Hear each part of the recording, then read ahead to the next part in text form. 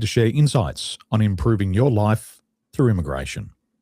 Please welcome Andy Semotiuk. Thanks for joining me. Hi, Daniel. Glad to be here and looking forward to talking about both immigration and any other themes you want to pick up with me. Well, I've been down that path of immigration many times as being an expatriate, and ChatGPT won't give you the right answers. Your Uncle Rob or your Uncle Don won't give you the right answers for when he did it 40 years ago. And it's an interesting process to go through. And I'm looking forward to learning more about what it takes to immigrate into Canada, because I think it's a great place in the world. And as we spoke before, one of your colleagues also has connections to Taiwan. So that'd be nice to hear. Yes. Well, a couple of things, Daniel. First of all, I do Canada, of course. I'm a Canadian immigration lawyer, but I'm also a U.S. immigration lawyer. So if you want to talk about U.S. immigration, I'm here to talk about that as well. And my friend, Vince Lalonde from Canada, who works with me here in Pace Law Firm, he spent 15 years in Taiwan and picked up married a Taiwanese woman. And they've moved back here to Canada, and he's practicing law with me here. Well, I'm glad to know that you specialise in Canadian law and also US. But as long as my wife doesn't listen to the podcast, we'll be fine, because her parents were going to immigrate to US many years ago, and everything was in order. So this must have been when she was a teenager. And everything was fine. All the paperwork was done. The money was in the bank. They were on their way. And then her father's fish farm burned down here in Taiwan before they left. So one incident really changed the direction of their lives. And for her, it's something that she's never let go of. And I know that because many years ago, we were both living in the Middle East. We were expatriates. And she wanted to win this green card lottery. And she had what's called a hamburger plan. And I said to her, what's a hamburger plan?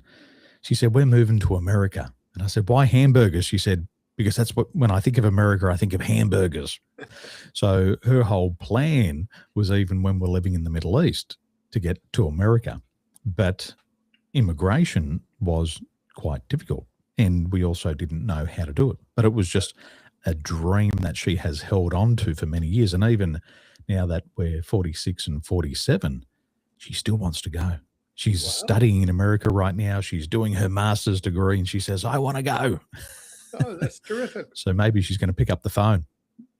Well, we can always help her out as well in the course of our discussion here, and help you see what we can do.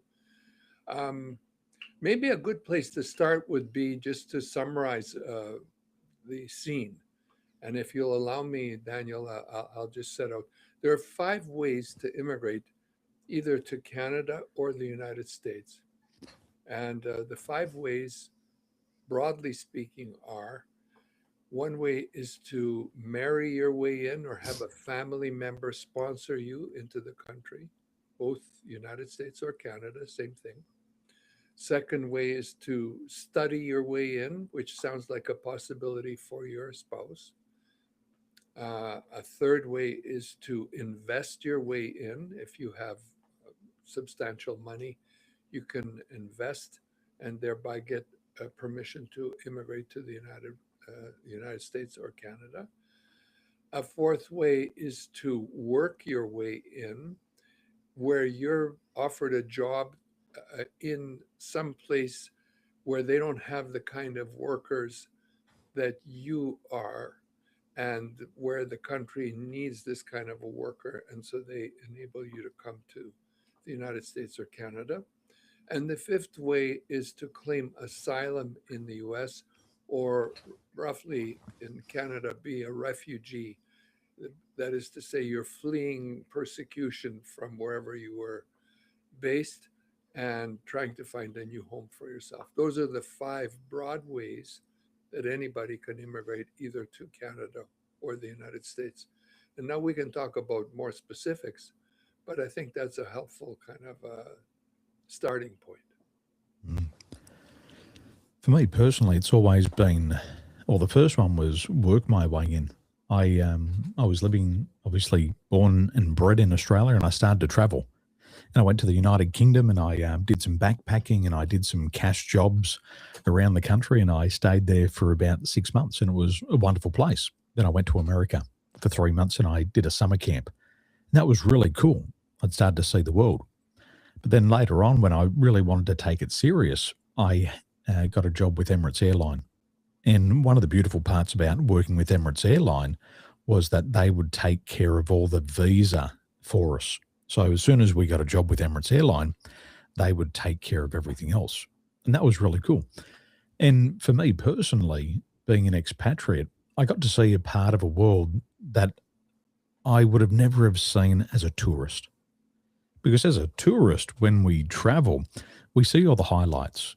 It's like you go to Dubai, you see the Burj Al Arab, you see the Burj Khalifa, you go to the Snow Dome, and you see everything that's in the Lonely Planet Guide. But you never see the back streets. You never see the real life. You never see the country in its different seasons. Because when you travel, you might go to America and you might go in the summertime, but it's a totally different place in the winter. But as an expatriate, you have that excitement of going through the entire season. One of the first things that shocked me when I went to the Middle East in 2007 was their holy month of Ramadan. And I didn't understand the rules. And in the holy month of Ramadan, you're not allowed to eat or drink in public. Wow. So I had bought some food from the gas station, which you're allowed to do, and I started to eat it at the gas station. And the attendants come over and he said, "You can't eat here. You're going to get in trouble." And so he said, "Quick, go over there." So he said, "Go over there, go inside this building." So I went inside the building and I opened the fire door and I was eating and hiding inside the staircase. But, you're young and you don't understand the world, but you're there and you're learning about it through the seasons. You've had a That's exciting. tremendous life from what I gather, even in this short period of time that we've talked. You've traveled far and wide compared to most people. I don't think many people have had that kind of experience that the kind you're describing.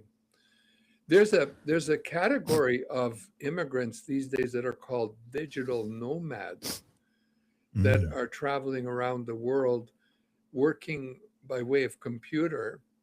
And there are actually countries that have established digital nomad visas so that you can actually go to, say, in the Caribbean, some of the countries there have this visa, which enables you to travel, go in the country, and earn a living, making money by virtue of the internet that pays for your accommodations and food and so on in the countries mm. involved.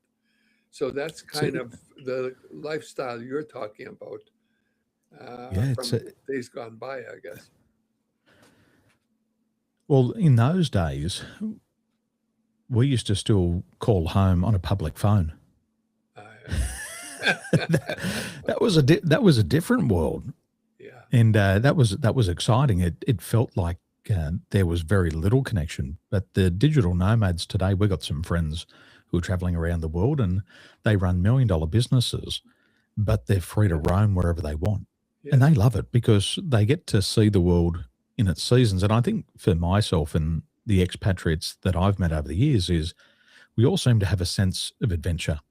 We've been born and bred in a certain place, but it feels like we've lived in a small town and the world feels so big. And once you get away from your own borders, you can also start to express different parts of your personality that might not have been rewarded or encouraged in your own hometown. And I believe yeah. that people who seek that adventure are also looking for growth internally. They say that there's a saying. I'm not sure if I can catch it exactly right, but it's few people become famous in their home country. That you have to travel abroad to make it in terms of some you know worthwhile goal that you have. It seems it's harder to do it at home than it is to go somewhere overseas. I've done a lot of traveling as well, not quite like yours. Uh, what I like about your travels is that you actually worked at places and had the time to be able to settle for a while and see how things are. I've been to Dubai, for example. One trip I had, which might sort of lighten up your fascination, is I decided one day I'm going to travel around the world. I'm going to take a trip around the world, and I got on a plane, and I flew all the way around from Los Angeles to Hong Kong, and then over to New Delhi, then London, then Toronto, then back, down to Los Angeles. So I can tell you for sure the world is round, and if you travel in one direction long enough, you'll get back to where you started. That was an interesting trip for me. Uh, I spent some time overseas. Uh, I spent some time in Munich for a summer studying in Munich. But I didn't have the good sense back then. I was a young guy. I was in my 20s. I didn't have the sense of figuring out, hey, study history, study the history of the place where you are. Learn about what were the significant events that took place in the town or in the city or wherever you've been. And you get a deeper sense of what's happening. We have a plan, my wife and I, to actually travel to Munich in May of this year as part of a sort of a junket into Europe. And I'm looking forward to it because now, okay, I'm older, but I know history much better. And so I can appreciate, what took place in these various cities that you visit. So that's fun. And I love talking about that kind of stuff. The history of the places and the people is fascinating. We're celebrating Chinese New Year right now. It's the year of the horse, and on the second day of the new year, one of the things we do is we get together as a family. So we have a lot of family who are expatriates who have lived in America for 40 years, and they will come home every year for the celebration. Yeah.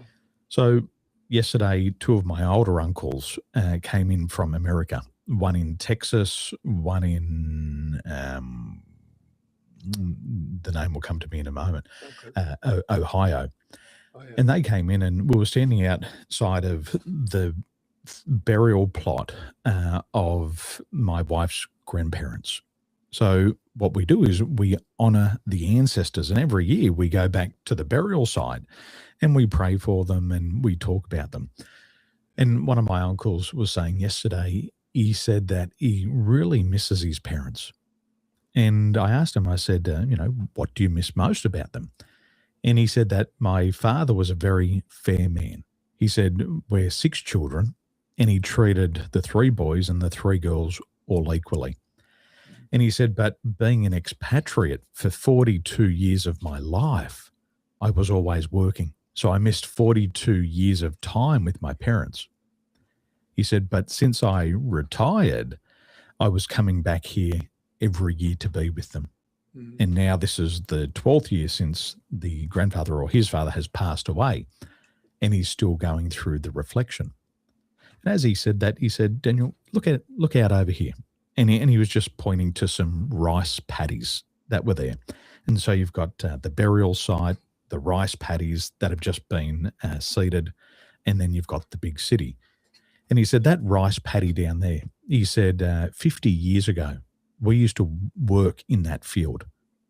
He said machines seed the soil today. He said, but we used to do it by hand.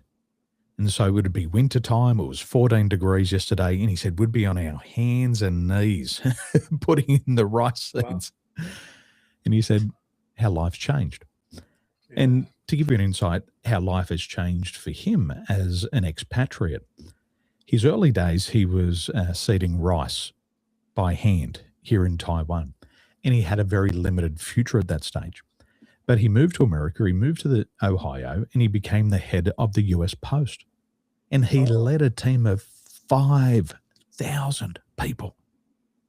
An opportunity as an immigrant that he would have never have had in his own home country. So he's been on this adventure. for so many years. Yeah. And it was all because of immigration. Something that he could have never have done here. That's amazing. Traveling is one thing. Immigrating is another thing. It's harder to immigrate than it is to travel to, say, Canada, the US, or any other country. But when you're young, I think, like a friend of mine that went to school with me, I went to UBC in Vancouver. And I met this guy. He became my friend because he was from Alberta and I was from Alberta. I grew up in Edmonton and he grew up not far from Edmonton. So we became friends when we were at UBC. But when we graduated, he had the good fortune of being able to take off and travel the world. He traveled down to South America, traveled down the Amazon, then moved to Africa. He worked in a gold mine for a while in South Africa, I think it was. Then he traveled through all of Europe and Asia and so on. I had a different set of circumstances. I wasn't as free as he was to be able to travel because I had family. My mother was elderly and I had to be around for her. So in that sense, I kind of regret that I wasn't able to make the kind of trips that he made. But to this day, he's a big traveler and he did work like you did, overseas, but just temporarily for a while.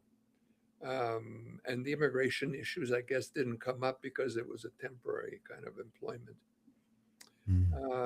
But I do, to this day, I'm still his friend. His name is Alan Wozni, lives in Edmonton. And he's traveled around the world many times, going to Dubai, for example, the places you mentioned, Taiwan and so on. Visiting again. I've traveled, I've been to China, of course, Taiwan and India and so on, but only as a visitor, not really as a worker. And you make a good point, which is, you don't really get to know a country or a place unless you've been there for a while. And but your life circumstances have to be such that you can take advantage of things like that. If you have, let's say, people who are dependent on you, or you have responsibilities that you have to fulfill, maybe that's not part of your life journey. But being interested about that matters. I think it also takes courage to leave the comfort zone. Yeah. My family have been born and bred in a part of Sydney called the Hawkesbury district for maybe 5 generations. Oh. And they love it and they want to stay there and it's good for them. But a lot of them look at what I do and go, oh my gosh, you're so confident. It takes so much courage to leave. We'd have to leave everything that we know. And I said, that's the point of it. It's to explore. One of my other uncles who's here for Chinese New Year at the moment, he had the courage to leave here. His older brother went to America and then he followed, and he went to America for education and he didn't speak the language. He said, but I can learn. He said, if I've learned how to speak Chinese, I can learn how to speak English. So he went to America, he went to university, he learned English along the way, but he also had a part-time job. And during his part-time job, he helped a gentleman build weightlifting equipment. So they'd make barbells and dumbbells and weights. And he would do it out of this gentleman's garage. And that was how he earned his money. He said it wasn't glamorous work. He said, but I was living in America, I was getting education. And after a couple of years of working with this gentleman, the gentleman said, look, I'm going to retire my business and I don't want to be in this business anymore.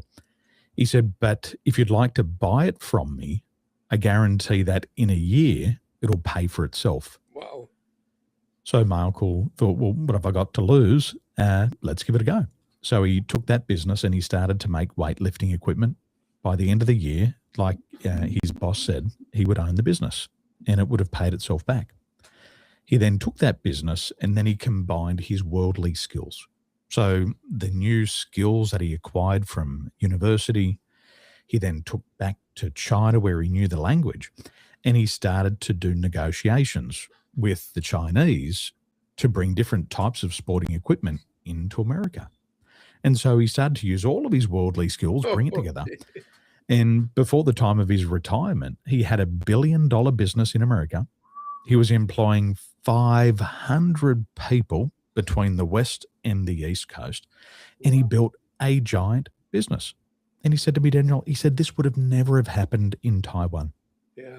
He said, it was only possible because I took my skill sets and my attitude and my courage to America, where there was a big market for this. And he'd tell these wonderful stories. He said he'd fly into China on the eve of Chinese New Year, and he would buy an entire train load of iron ore. He said there would be these trains backed up on the tracks full of iron ore, and they're going to sit there for a month. But because he had his local knowledge and the international knowledge, he could take that and do a really good deal. And so he built $1 billion business, something he would never have done here. But he had to immigrate. He had to get out of his comfort zone. Yeah. Yeah. Well, you're right. That does take courage and, ready to take a risk for the sake of a great idea or a great possibility for a lifetime. Taking a risk, I mean, marriage is a risk. That's maybe not the kind of large risk you're talking about, but there's a risk there too. You're finding the right partner, and that if you find the right partner, it's a lifetime. It can be really good for a lifetime. Might get a good ROI, or you might not. So you've been doing this for 40 years. Right. Out of all the things that you could have done with your life, why did you choose this path? Well, in part, it chose me. It's not I chose it. And the way that happened was I was born in Edmonton, Alberta, in Canada. And my parents were immigrants, but I was a Canadian. But being the son of immigrants, I understood the immigrant experience and how tough it is sometimes for immigrants to get started and get up on their feet and so on. So I had a sensitivity about that. I appreciated that. And when I went to university, um, as I was growing up, my father died when I was 9. So my mother kind of looked after me. And she ran a sort of a rooming house, like an apartment where people lived. And she kept the place clean and rented out the suites and so on. This is how she supported me. But she was not very good in English. So I helped her in terms of, talking to people and so on. And I saw there was a need there for her, in her case, to deal with legal matters and business matters. So I thought, well, that's maybe a place for me to play a role. And what better place to go than to law school to fill that need? And while I went to law school, I thought to myself, well, not only could I be, helpful in, business transactions, I could be a great leader one day. I could be like some Secretary of State of the United States, negotiating peace deals and, conducting diplomatic affairs all over the world. And I thought to myself, if I could just study the law properly, I could bring the law to any conflict in the world, such as, for example, Gaza today or Ukraine today. And I would sit down with the people and I would say, look, here's the problem. The law says this and this, and we have to follow the law and we'll settle these disputes. And I thought, surely, if I could do that, it would be very helpful in the world. So I studied law, but little did I know that world conflicts, such as Gaza and Ukraine and so on, are not settled by law and attention to the law. Indeed, right at the moment, there's a disrespect for the law. the leaders, Putin, shall we say, Trump in the United States, and some other leaders, for example, in Gaza, I don't know about what's happening with, Netanyahu and so on. There's a disrespect for the law. So my idea of being a great, political leader or some sort of legal, guru melded with my experience with immigrants, not only my family immigrant experience, but also the immigrant experience of people who were fleeing from places like these war zones. And unlike other lawyers, I seem to have the capacity to help these people. And I saw immigration was a great place to do that. And there was another factor involved, and that is I lived in Edmonton with my mother. I mentioned that earlier. She had a sister who lived in Los Angeles. And they decided between the two of them that they're going to bicycle me back and forth between Canada and the United States. So half of my time I spent in the US, in Los Angeles.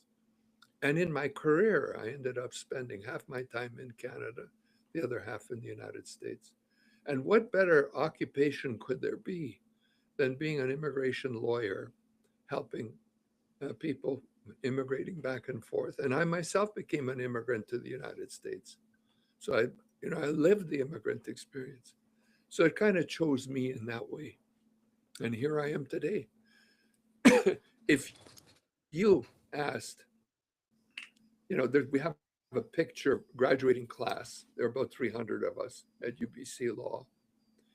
Who among these lawyers will be a lawyer 40 years from now? I would have, if you asked me that when on graduation, I said, I'm not going to be that guy. There's no way I'm going to be that way. And here it is, 40 years later, and I'm the guy. A lot of those people are either retired or working in business or dead or whatever. But somehow the world took me this way. I'm here talking with you because of world events that propelled me in this direction. And I think it's the same for you. I mean, there is choice involved. I didn't have to become a lawyer. I could have been something else, an actor or something. But it seemed to me this was the road that was, part of my calling. However, and I'm sorry that I'm kind of drifting all over the place. You'll see above my head up here, there's this sort of an award that I got. It's a Toastmasters award. It's called the Distinguished Toastmasters. I'm a distinguished Toastmaster.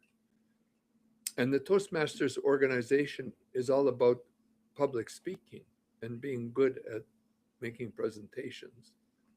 So I really took a liking to that. And I spent 35 years in Toastmasters, going to meetings every week, practicing my communication skills.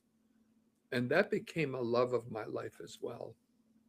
Communication, effective communication. And as part of that journey, I ended up also writing. So I write for Forbes. I've been writing for Forbes for the last 10 years about international law and immigration. So those things all melded together, and that's who I am today here. What a fascinating journey. When it comes to communication, Andy, you've spent 35 years developing that skill, and all of us are born with an ability to communicate, Yes. whether it be physically, through tone, or through the words that we use. But a lot of people feel that their communication skills are going to limit their level of success. And I'm sure there's many Australians who would like to move overseas, but they don't. I'm afraid I don't speak the language. Well, the interesting thing about languages is that if you can learn 500 words, of a local language, you can live anywhere in the world. I probably don't even know 500 words here, and I've lived in Taiwan for 14 years. Yeah. But I'll tell you what, I pull out my $100 note, I pull out my $1,000 note, and that solves all the problems. Yeah. There's nothing that I can't get with that money, and with pointing my finger like this and this. But communication, I think, is important. In your time in Toastmasters, what have you learned about communication? Well, I'll share a few little things. All right. This moment right now, you and me, Daniel, we're talking. This is communication. But think of what a miracle it is about how we're communicating to one another.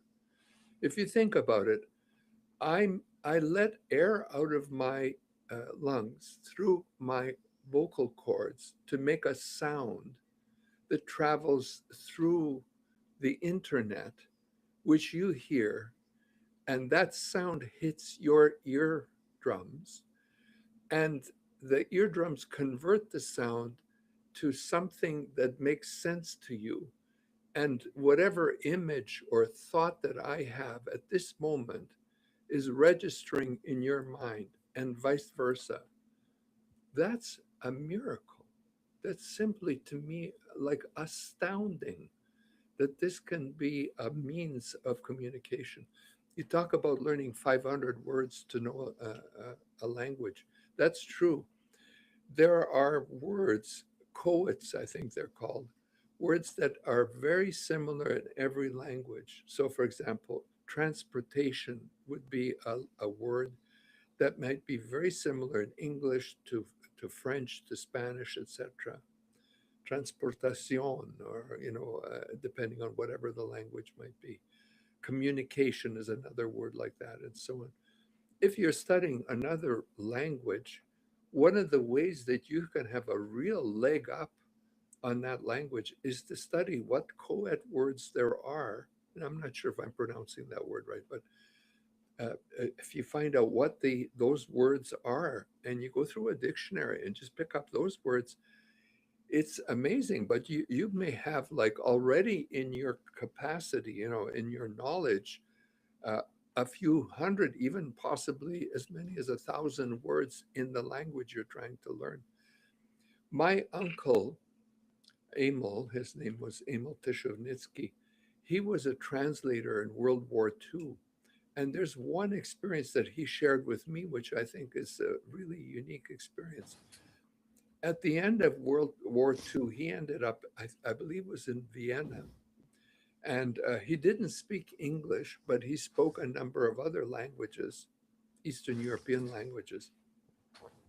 But he decided he's got to learn English in order to meet the American general who was administering his area and offer his services as a translator. And the way he did it was he bought himself an English German dictionary and studied the words, trying to find these common words like the ones you described, the 500 keywords. And he memorized, but he had a photographic memory, so he almost pretty much memorized the dictionary. But he also had a radio, and he listened to the hourly broadcasts of the Army on the radio, the American Army, to the news broadcasts to pick up the words. And within 6 months of study, he was able to speak English fluently. And he reported to the American general one day at his office, and he was allowed to, somehow he got in to talk to the general. He says, "I'm reporting for service." And the general says to him, "What kind of service? What are you talking about? What kind of service?" And he says, "Well, I'm a translator. I'm reporting to serve you as a translator." And the general says, "Well, I don't need a translator, but well, what languages do you speak?" And he says, "I speak." "What language do you need?" And the general went down the list, French, Russian, whatever the language was. And he knew them all. He knew 13 languages. And that's how he got a job. And eventually, talking about immigration, he immigrated to America that way. he worked for the army, and the army helped him to immigrate to the United States. So there's a lot, a lot of things about communication that are valuable. But just to sum up, you asked me what did I learn from 35 years at the Toastmasters, and yeah, I mean there's a lot, but a few of the things that I particularly care about. Just think about this as another moment. Think about writing. If I pick up, let me just show you something here. The listeners may not see this, but I'm showing you on the computer screen some writing that was on a page, and I know that these markings on this page are the kind that if you focused on them, you can make out from what's marked on this page in your mind the ideas that I put down on that page. That's again a miracle. Like, how does that happen? How is it possible that we're able to convey entire ideas? And in the Toastmasters experience, I recognized that there are levels of communication. So, one level is the kind like you're on the street, you ask someone, you pass a man, you say to the man, what's the way to the train station here? And he says, oh, go down 2 blocks and then turn right, and 2 blocks and you'll be there.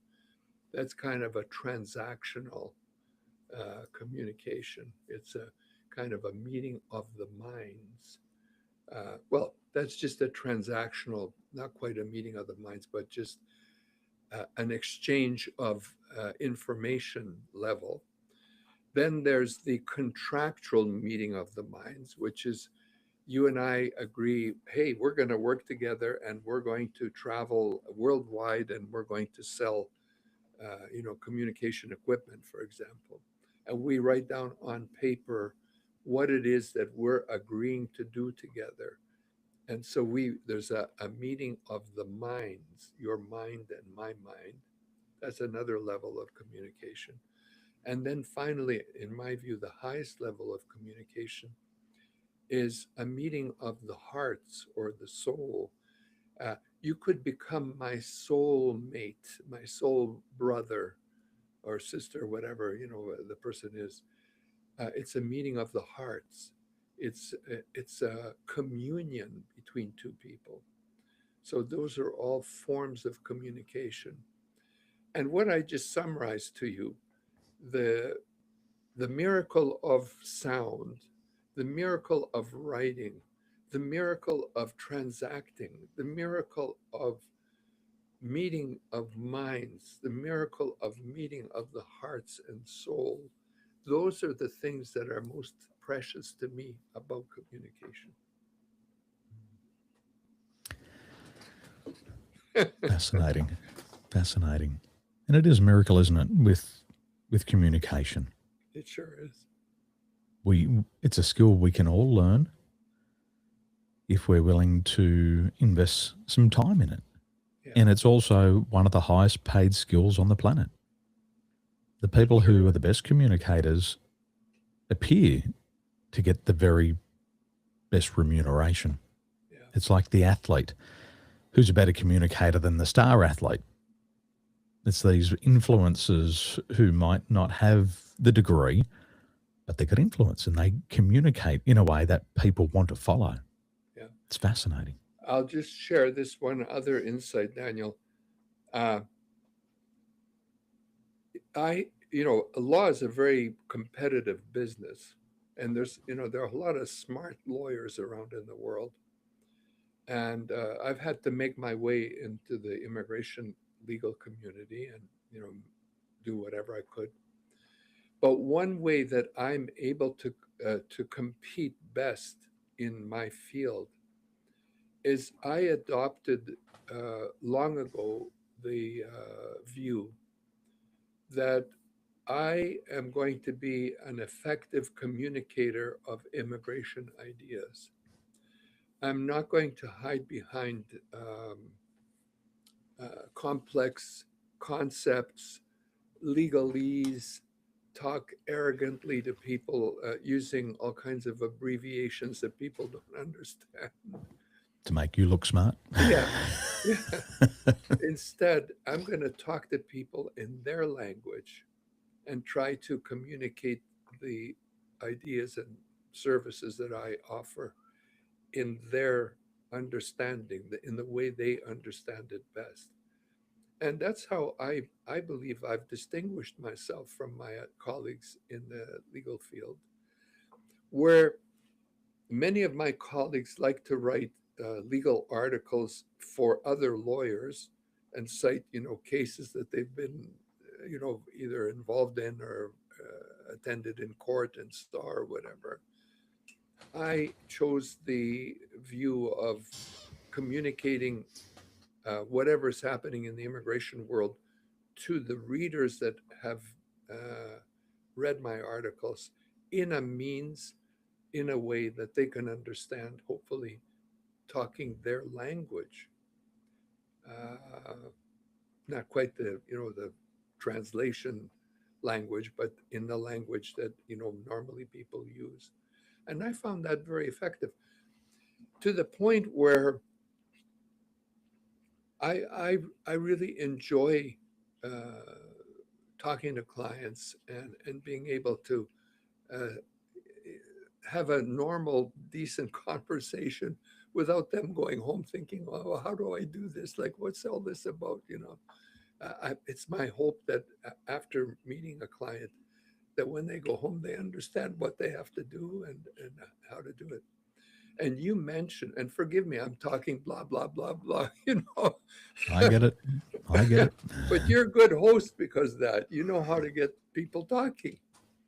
Um, you talked about the internet and like AI and stuff like that. I believe you mentioned that anyway. Chat GPT you mentioned. Okay, it's true. People can go use Chat GPT and ask a lot of questions. And I use Chat GPT, for example, in medical stuff. If I have a cold or something, I would look up at Chat GPT. What do I do for this? And it's very useful, extremely useful. And we're going through this tremendous learning curve, and the world is just like changing. It's like a bomb in terms of how the world is changing because of this AI technology and so on.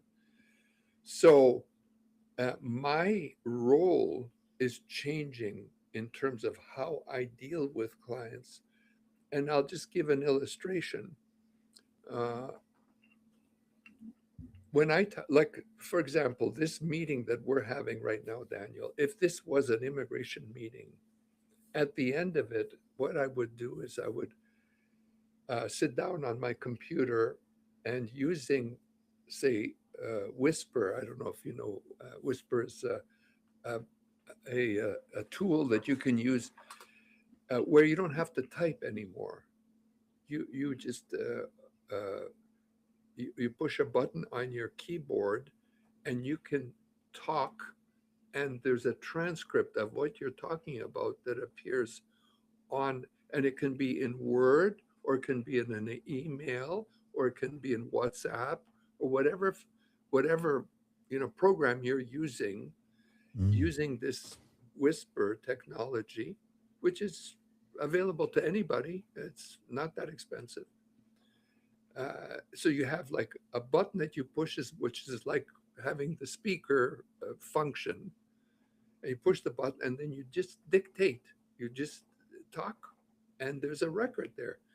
Not only is there a record, but Whisper corrects what you're saying, so you're not repeating yourself and not making mistakes. It's an improved record of what you're talking about. So I do that. I record a summary of like if you and me talking right now, I'll go after the meeting, take the Whisper thing out, push the button, and say, in my conversation with Daniel, I talked about AI and what's going to happen, about immigration, et cetera, et cetera. And I've got a summary of what we talked about.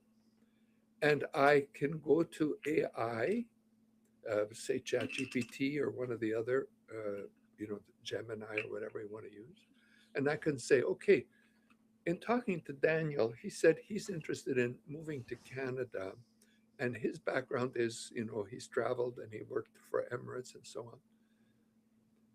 And I can get the Chat GPT or the other program to, I'll ask it, what would be the best ways for me to help Daniel in immigration? And it'll pour out onto the page what is the best way. Now, the key for me is I know immigration. So when I see what's on the screen, I know what's right and what's not right, because there's a lot of hallucinating going on and, errors being made. So I can correct what's on the screen, but I can take that with the dictation that I did, put it together and send you a message where I summarize what's perfect for you. And that's how I function in terms of getting stuff out to clients in a way they understand. It's a great use of the tool. Yeah. And you're mentioning something before, which I think is important.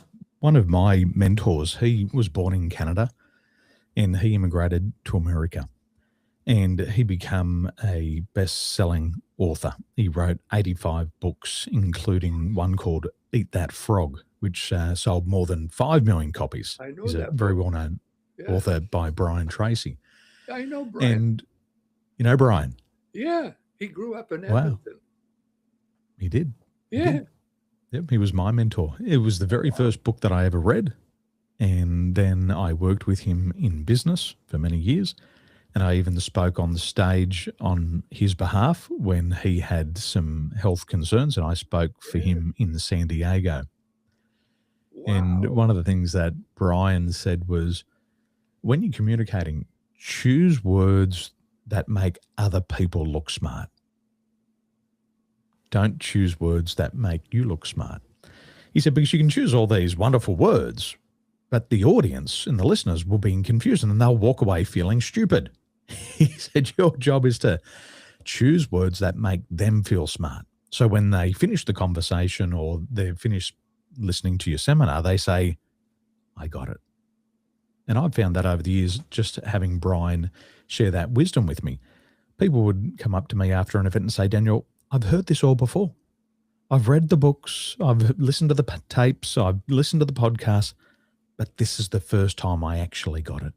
Wow. And I think that's important. And it's like emotional intelligence. It's a buzzword. People really don't know what it is. And there's people with a high IQ, a high intellect, but they fail to communicate to the average person. Yeah. The average person has a higher EQ than an IQ. Right. And if we look at a lot of millionaires who, in America, they were immigrants, they might not have had a high IQ, but they had a very good EQ. And with EQ comes hard work. They tend to be people of the streets. My parents were pawnbrokers, and we said that emotional intelligence was just being street smart. And if you could give them one idea that they go, I get that, they'll turn it into $1 million idea. Or they'll leave their country and start a new life and they'll have all the success that they dreamed of. Brian Tracy is one of the greatest people that I, followed in my life. I've, read and listened to many of his programs. I've met him in person. I've attended his seminars. I was lucky that, he grew up in Edmonton. So he kind of, oh, okay, this guy's from Edmonton, from my hometown kind of thing. And I believe Brian Tracy has a better system of goal setting than any other person. I think that his command of the area of goal setting is as good as you can get in the world. And one of the things that he said that struck with me or stuck with me didn't struck me, but just stuck with me was he said, success, and I don't know if these are exact words, but almost exact. Success is all about goal setting, and everything else is mere sort of communication or mere conversation. Yeah. Yep. And that stuck with me. Yep. Goals. Everybody knows they should have goals. We grow up with dreams and hopes and wishes and desires. But the problem is that we never put a plan in place to achieve the goals. And for Brian, he always says that goals are central to success. Yeah. And everything else is in the periphery. Yeah.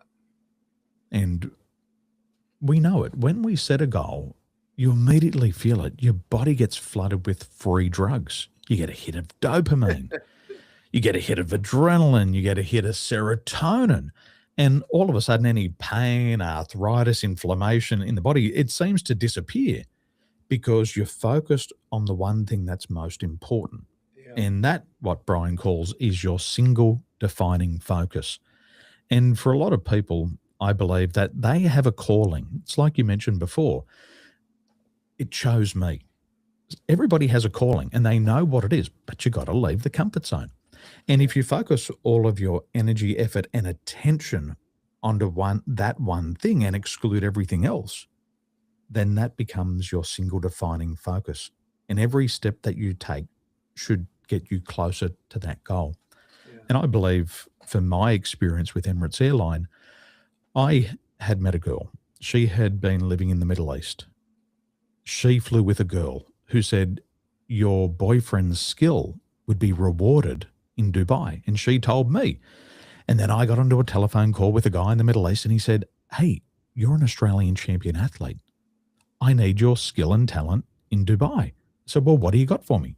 He said, I'm going to pay you big money, fly over, go on TV, go on the radio, go in the newspaper, and help me launch a business.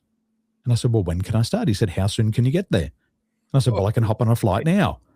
And he said, okay, let's do it. So I got onto a flight. I went there. I looked around and I didn't even realize that Dubai was on the Gulf. I didn't even realize there was water there. And so I got there and I was like, this is cool. And it was everything that I wanted. And I realized that skills that I had been developing my whole life were now rewarded in a foreign land. And then I'd stayed there for 3 months. I got another job opportunity with Chrysler, Jeep, and Dodge. They said, your skills we need over here. Would you come and work with us? I said, I will. I did that for 3 months, but I thought, that's not my calling. It was a job, it was money, but it wasn't my calling. So I went back to Australia and I took a job and I was controlling traffic. I was working on construction sites. It was the bottom of the barrel. It was the easiest job to get because nobody wanted it.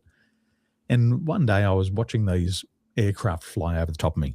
And this big aircraft flew over and on the belly it said Emirates. And I said, you know what? I really liked the lifestyle that my girlfriend at the time had. And then that night I drove over the harbour bridge and I'm looking across the harbour bridge and there's this white building. It must be about 40 years old and I've never seen it in my life. And it's got this big red sign, Emirates. And it's like all the signs are around. And I went, okay, I'm going to go buy the newspaper. So I went and bought the newspaper and that said, we're hiring cabin crew. And the very next day I rang them up and I said, are you still recruiting? They said, yes. And I said, when they said Wednesday, I said, put my name down, I'll be there. And I got down there, I got my hair cut, I got my suit on, I walked in and I knew that this path was for me. Yeah. Everything just fell into place. But I had the goal. I knew where I was going. I knew what I was supposed to be doing. I acted right. I behaved properly.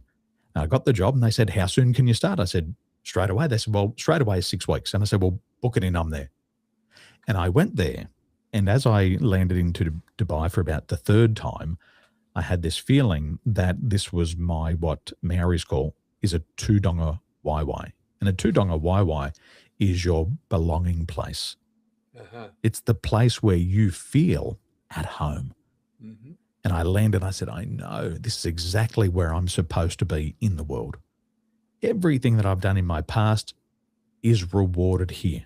Everything that I'd done in my past wasn't rewarded in my hometown. Yeah. But there it was getting rewarded. Wow. And then I'd travel the world. I was trained. I studied psychology and the doors just kept opening. That's an amazing But story. there was a goal. And just like Brian's top-selling book, which I was given at age 19, called, I trained it, but it's called Perform at Your Best now. It's called Maximum Achievement. And I followed all of his 7 steps. Bang, bang, bang, bang, bang, bang, bang, bang, bang. And I got it. And as he says, it was as predictable as the sun rising in the east and setting in the west. If you set a goal and you put a plan into place, you will achieve it. And I used to travel with that book. I don't know if you've ever heard his telling the story about his trip through the Sahara Desert with his buddies, and that whole story about how he took off from Edmonton and ended up traveling all around the world. That's a really interesting story, and it's just another barrel. Very, very motivational story. I found, it really motivated me to hear him talk about that, and it's along the lines of exactly what you're saying. Let me share one other story with you that might be sort of right close to what you're talking about. There was a guy named Carl Wallenda, who was a famous tightrope walker, and back in the 80s, I believe. And he fell to his death walking across a tightrope that was stretched between 2 high rises in San Juan, Puerto Rico. But before he died, journalists interviewed him, and they asked him, why do you walk the tightrope? And his answer was, because I only really live when I'm walking the tightrope. And everything before is a prelude to, and everything after I walk on the tightrope is a postscript after my life on the tightrope. And he loved that activity so much that he was ready to risk life and death for the sake of being on that tightrope every day until the one day when he passed away because he fell off of it. So the question is, for us, is what do you love so much that you would do it every day and even risk life and death to do it? And that is the sort of unique thing you're talking about, like that drove you with the Emirates story. There was something there that was like especially meaningful for you. I want to find something for you, Andy. Sure. I was cleaning it the other day, but I'll.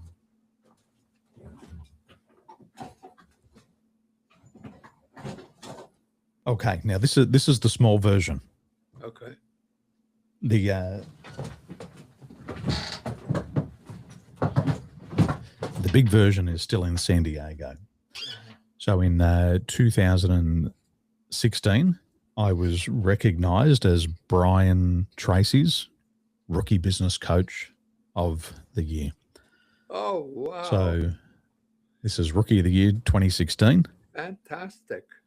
And that was me globally as the #1 business coach.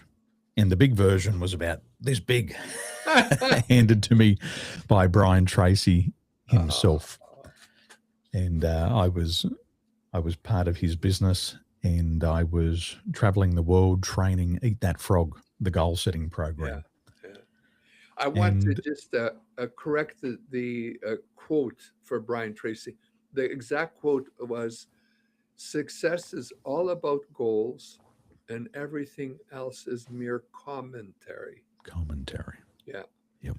That's an exact quote for him. And I love him for that quote. And I love him for giving out awards like that one.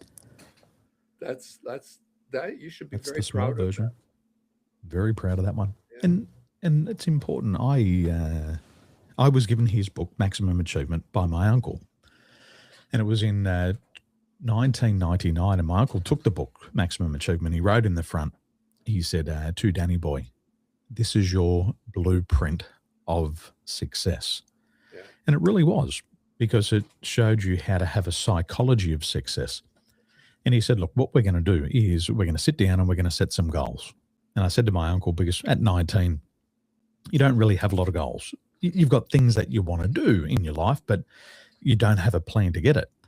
And he said, if you're going to come and work into real estate, the first goal is you've got to become a really good sales creator. Yeah. And I said, well, what does that mean? He said, it means you've got to go find people who want to sell. He said, but let's put a plan in place. He said, over the next 6 months, your goal is to reach out to 500 people every week. He said, out of reaching out to 500 people, 100 people will respond. 99 of those people probably tell you to piss off. Yeah. And one person will say, thank God you called today. I'm ready to sell my house. So he set a really good expectation for me. And so he said, every day, 100 dials. The next day, 100 dials, and that's all you've got to do. And he said, if you do that within the next 6 months, your pipeline will be full. Once your pipeline's full, then I'll put you into sales. And then when you start selling, you'll have all of your own leads coming through and you'll get the lion's share of the commission. So I said, okay, well, let's do that. And I said, well, what else do you anticipate in the first 6 months? And he said, well, if you do this for the next 6 months, you'll be one of the top sales creators in the country. Now, I didn't understand what that meant, but I was an athlete and I was already a 3-time state champion. I knew what that was. I was an extreme games competitor in the sport of wakeboarding and I was in the top 10 in the world. I knew what that was, but I didn't know what this meant in business. He said, just do the numbers, just focus on the numbers, everything will follow. So by the second month, I was already in the top 10 sales creators in the country. The following month, the top 10, the following month, the top 10, the following month, the top 10. And all the things that he said would happen because I followed the plan came into place. And he said, now you've got to do one more thing before you get into selling houses. I said, what's that? He said, you've got to buy your own one. I said, Uncle, I'm 19. Come on. He said, it's okay. This is the blueprint of success. If you do all of this, you'll get all of this commission. And then what we'll do is we'll buy your first investment property.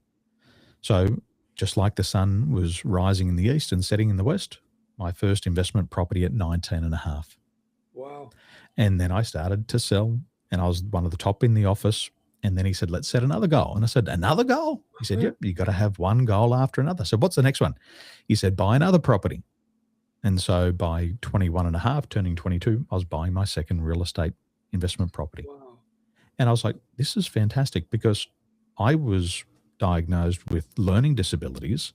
School was hard for me. I always thought you had to have this high IQ to be successful. I dropped out of school because I got sick.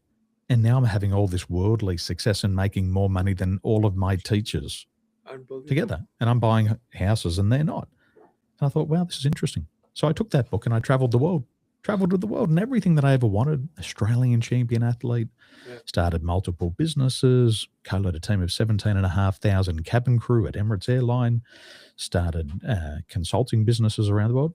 It was all to do with goals and everything else was commentary. Yeah. And then I met Brian and worked with Brian. That's just a great story. And as an expatriate. What a story. All as an expatriate, all as an immigrant. Yeah. I don't know the language here. And I say to people, you don't need to know the language. All you've got to do is have the right attitude. You've got to learn to say please. You've got to learn to say thank you. You've got to learn to smile. And you've got to learn to get out of your comfort zone. And I think if I can summarize my experience as an expatriate and an immigrant is just to understand the laws of the land. If you're living in a Muslim country, quickly learn the laws and align with it. Yeah. If you're going to live in a Buddhist country, quickly learn the laws and align with it. Yeah. I've never had a problem traveling around the world, but I haven't done anything stupid. I've done it the right way. And I think the people who want to make a move should get in contact with you.